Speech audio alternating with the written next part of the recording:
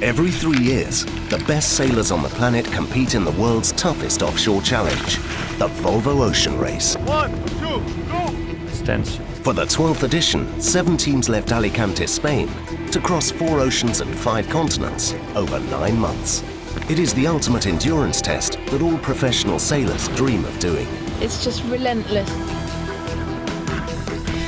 With a fleet solely composed of the Volvo Ocean 65, a boat designed to take on the most grueling offshore race. Crews are pushed to the limit in a competition that has never been closer. Battling 24/7, fighting storms, and defying the worst that Mother Nature can throw at them. You get a beating out there. Pushing the crews to a place where there is only a thin margin between winning the leg. Fantastic, we're on top of the world. So proud of my team. First win. Nice, very nice. Or losing it all. Holy shit, I can't believe this. I can't actually believe this happened.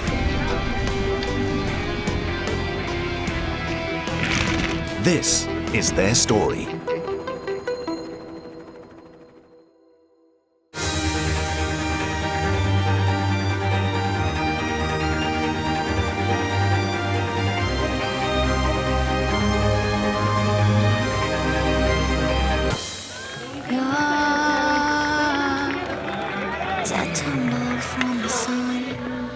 We're ready for this one.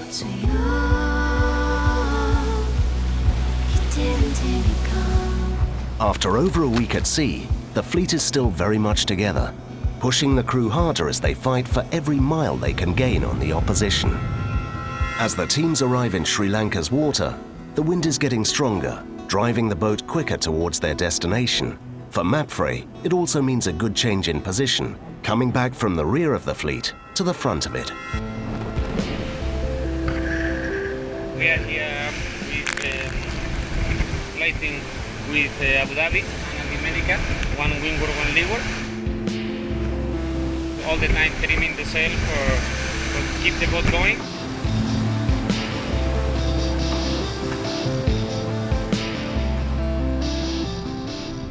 Unfortunately, as a new day comes, the excitement of strong wind is short-lived, and most of the teams are now facing the danger of getting parked.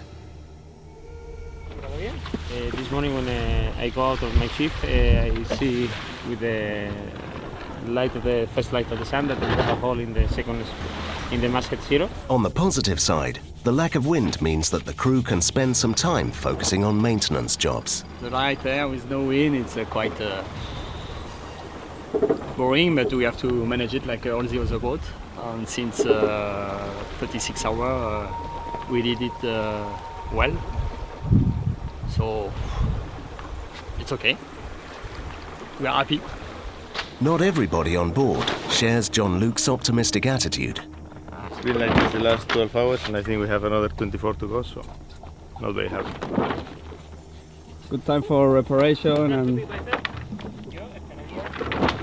it's not good for sailing. The only thing. Done 30 miles in 48 hours. Good 24-hour record. Shortest distance travelled. ever. But it's not all that bad. So the good one that we are second, with 2 miles ahead of Team Brunel. So coming back to the last place 5 days ago or 6 days ago, it's a good news. And the bad news that Dongfeng extend his lead, is faster. They may be leading the fleet, but Dongfeng is now suffering the same fate. With their boat parked and the heat rising, cleanliness, or the lack of it, is soon the subject of many conversations. Every day is his job. He's a good guy. Huh? Sir? What did he say? To do the Volvo Ocean Race, you need to be dirty. That's life. That's extreme. Dirty. But the top conversation subject after so many days at sea is without doubt food. You can see it's rigid. Huh? It's broken, but it's rigid. Before the sunrise, the chocolate is still in life. We will see later.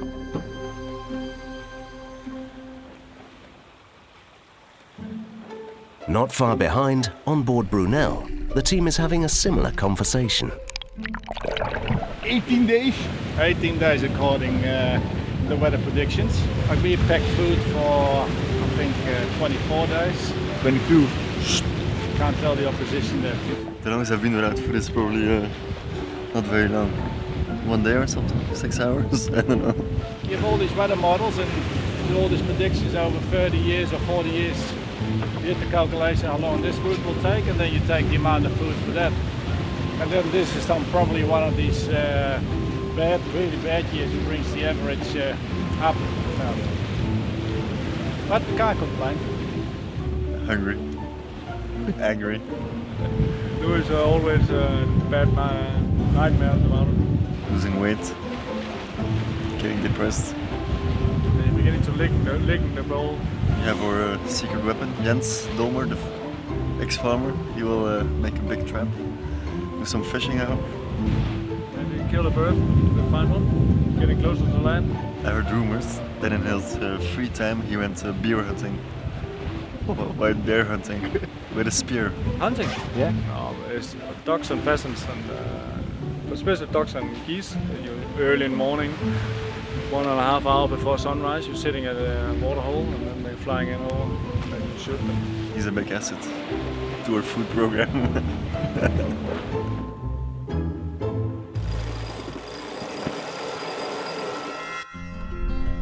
From one Danish farmer to another, thousands of miles away in Denmark, Vestas Wind sailor Nicolai is readjusting to the simple life after his team's ordeal. This is my family farm, and this is where I grew up. Went to school and did all my dinghy sailing down by the water here. We've always been so close to the water, and it's always been a big part of the family. But like to go actually professional sailing is a big jump for a farm boy. But at some stage, you know, it got too much fun and got too important, all the results for me, and I kind of had to like pursue it a bit more. I couldn't walk away from it. It was too much fun. I enjoyed it too much. So I said, okay, I know it's a big jump, but this is really what I enjoy doing. And so the last few years it's just been all about sailing for me. I still managed to do my university degree and do my studies, but that's just been a hobby for me. The sailing has been my passion. It's exactly the same thing as driving a Volvo 65. When Nico called me and asked if I could drive, I was like, yeah, I can drive. I thought he meant this. I'm pretty sure he meant this. Same thing, you have a few buttons you need to take care of, and you need to look at the screens now and then. And other than that, just grab the wheel and keep it on track.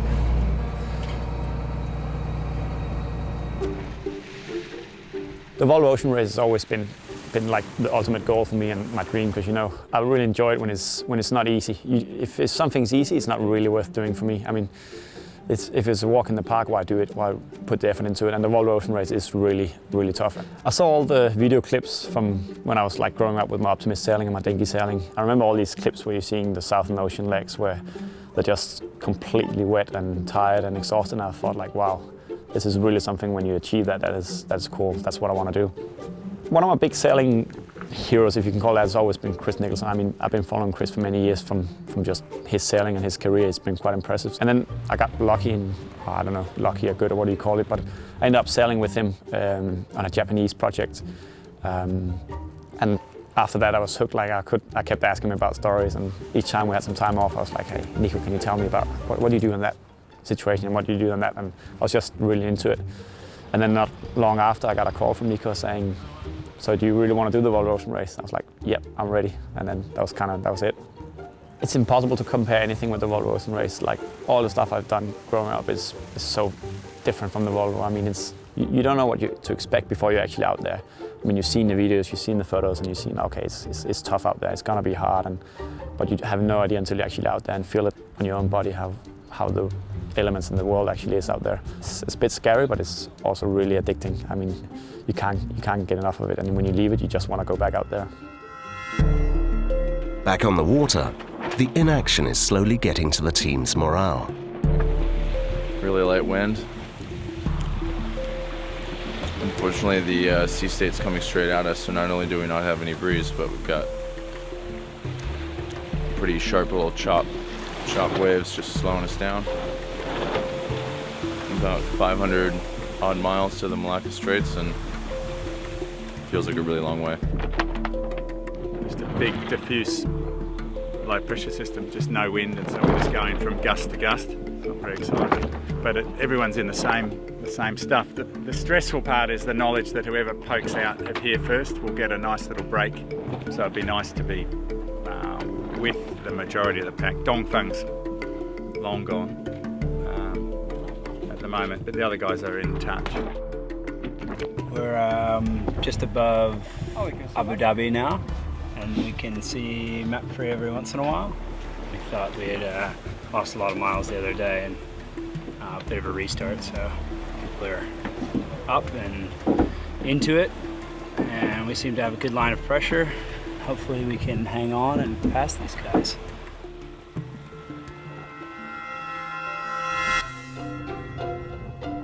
Back in Denmark, Nicolai is spending some time with his family, reflecting on his experience. So yeah, this is my home. This is where I grew up, and it's great to be home. But yeah, I'd rather not be home already. It would have been better in a half year. So this is my mom. Oh, hello. And my dad. What are we having? Fish? Fish, yeah. Perfect.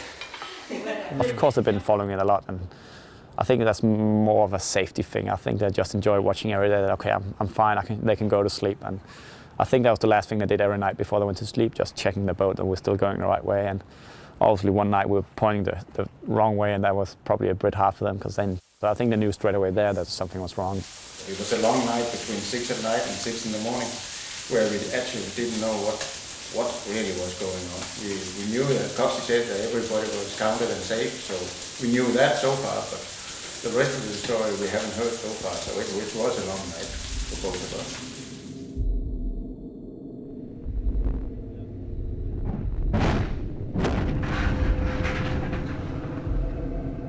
It's a question I get a lot these days, like how was it that night on the reef? And the easy answer for me sometimes is I can't really remember all the details, but if I have to, I can. That was a big change in my life and my sailing career. I mean, first Volvo, a young guy standing on the helm in the middle of the night, and suddenly you hit a reef.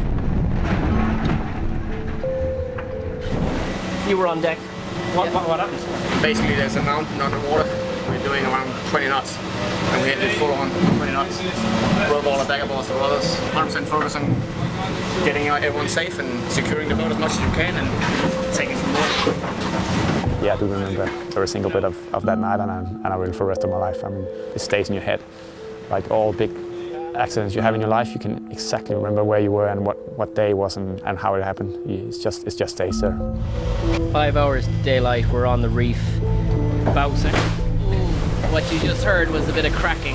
Needed assistance to abandon ship. Over. If you asked me before the World Ocean Race how you gonna react if you have to abandon ship, I would have said I have no idea, but I'd probably be a bit scared and a bit panicking a bit. But that wasn't the situation. I mean, it was so calm on the boat the whole night. Like we all knew we were in a really bad situation. We're now walking on the reef in the middle of the Indian Ocean. I learned a lot about myself so far in the World Ocean Race. How when you think you're at the limit and you're like, I can't take it anymore, you're only not even halfway of what the body and the mind can actually do if you have to. One night you're just being beaten by brutal waves, and Mother Nature just really want to kill you, and you get away from it safely somehow. And then the next night you're sitting on the most beautiful island in the middle of the Indian Ocean with just white sand beaches and warm temperatures, and you're just with your really close friends, like your best friends. You're just around you and just you, nothing else. Like no media, no press, nothing, just us who was in the situation together and talking through the whole thing. I mean, that was quite magical. And I think if you arrive at that island under different circumstances, it's the best place I've ever been. I mean, it's so beautiful. But next time I think I'm gonna see if I can arrive there in a different way. It wasn't the best way to get there. When I got asked, do you want to do the race again and do you want to do with these guys? I mean, that's the easiest questions I ever had. It would take me 5 seconds to pack my bag and I'll be ready. When you start up the World War race, your main goal is to do well, but that's changed a bit for us now. I mean, we have different goals now. We want to first of all get back in the race and do the impossible, which is just have a boat on the starting line.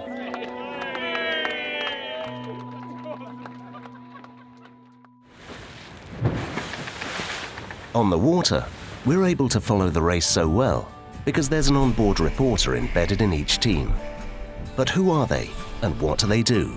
An OBR is a guy that is able to relate what is happening on board regarding the life on board or what we are doing during the race or the problem we've got or the human side without becoming a TV reality show.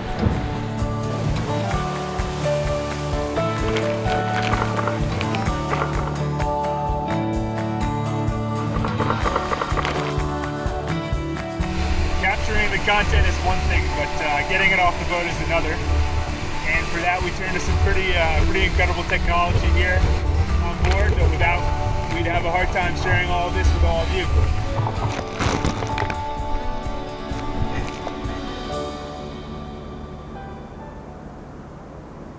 So unfortunately, we don't get to spend all of our time up on deck. We've got quite a few responsibilities inside the boat as well. My workday starts at midnight when I pull out all the food for the next day, and then depending on the weather, it might be right into breakfast, but pretty nice right now, so we've got cereal and I can roll right into the media duties, but we still have to bail the boat, keep it nice and tidy inside. There's all kinds of editing for both videos and the pictures, and then preparing lunch and dinner with plenty of coffees in between. If there is one thing that all the OBRs love, it's their gadgets. We have our hatch cam. We have spreaders. We have stern cam. We have our two Inmarsat domes because they are what sends and receives all of the video and data. I also use GoPros to give a really unique point of view experience. My favorite tools is the crash button because you end up getting hilarious footage like this. There's only 4 rules to being a good OBR. Rule number 1, take good pictures and tell good stories. Rule number 2, saltwater management.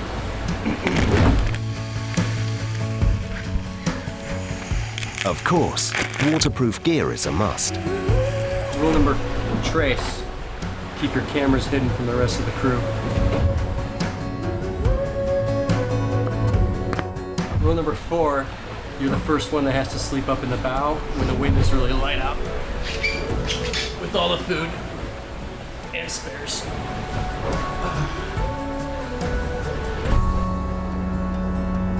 But for one of the teams, there is some confusion as to who their OBR really is. Hi, I'm Stefan Koppers. I'm the OBR of Team Brunel.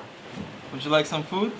Lasagna bolognese or Pablo special, the chocolate mousse, a mousse au chocolat.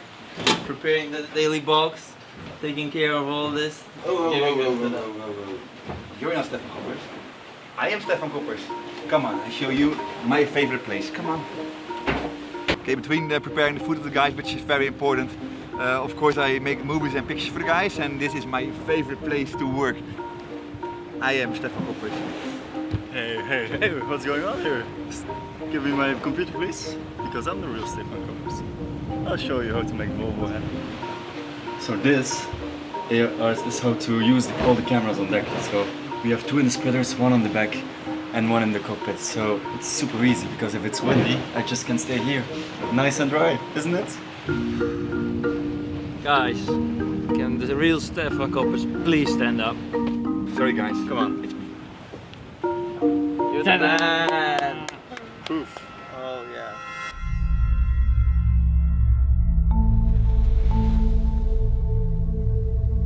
For the last few days, another race is going on.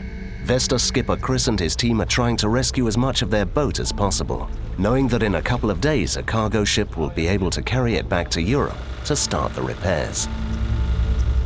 We hit, I think, just this side of those two rocks, but out a fair bit deeper. And then as the night wore on and the boat, you know, broke up more and more with the transom, we've come along this way a little bit.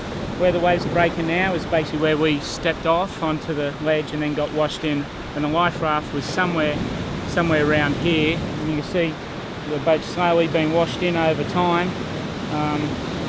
And you know, now we're high and dry, and bad memories in the night time, I'd have to say, to be honest. First job is to cut off the keel. We're about 98% through the keel, actually. I mean, it's amazing how strong that tool steel fin is. It's probably only about 10 mil left to cut. There's an enormous amount riding on it. We want to obviously bring back as much of the boat as we possibly can. We want to get the boat off the reef. You know, this is, when you can see it, this is not, you know, where this boat belongs, and it's not where it needs to be, and it's not where the Mauritian government want it. It's not where, you know, anybody wants to see the boat. It's still not determined where the day will end. Obviously, the best low tide is as we're coming into dark, and we've just got to make the decision how far into dark we can work. We are still 3 miles from the boat, so it's not exactly a short swim or a light walk across the lagoon. Then they need to take the mast off, and knowing how big it is, it's not a simple task.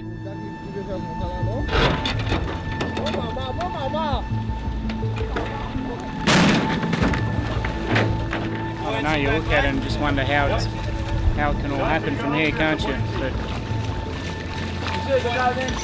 get it out of here and see. We're kind of in a massive rush now to get it ready for high tide, so that it's pointless at the moment. It won't float properly. It'll probably roll over by itself on high tide or sink and just stay getting damaged on the rocks. So we've got to get some buoyancy under here. High tide comes in and then we walk it out of the lagoon. This is how it's going to end up playing out. Doesn't look good. The team is putting plastic cubes all around the hull, waiting for the tide to lift the boat. With the night coming in, the pressure on the rescue is mounting.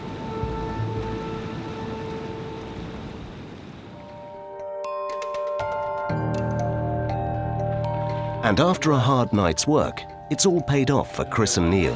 The boat is once again back on the water. The result of what we have here is based off a huge day out on the reef yesterday. I mean, we had the first cutting crew leave at 5 o'clock yesterday morning and actually had the boat floating by about midnight last night when we came back. So she was a good 19-hour day out on the reef, and it's kind of, it's paid off in the sense that we're able to get across the lagoon in pretty good shape today, and then we're now waiting for a Maersk ship to show up at 5 o'clock this afternoon. It's been big, it's been, I'd have to say, quite emotional, and we can see a much brighter glimmer of hope for the program to be back. This side looks pretty good, the other side's a different story, but you can see from what we've salvaged that it is really possible. Team Vestas Wind's time in Mauritian water has come to an end, giving Chris and his team a real possibility of joining the race again. Next week, the fleet is entering some of the busiest waterways on Earth, which are also unfortunately some of the most hazardous. And finally, Dongfeng Shore Team are preparing for arrival.